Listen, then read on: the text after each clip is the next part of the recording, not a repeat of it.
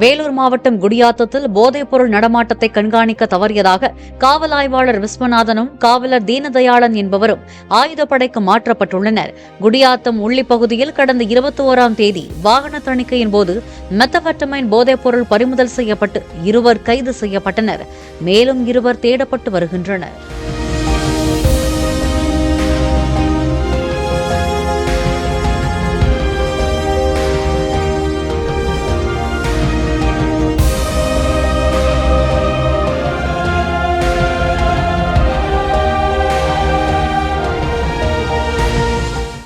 Play store மற்றும் app ஸ்டோரில் இருந்து பாலிமர் செயலியை QR கோடு மூலம் பதிவிறக்கம் செய்யுங்கள். செய்திகளை உடனுக்குடன் பெறுங்கள்.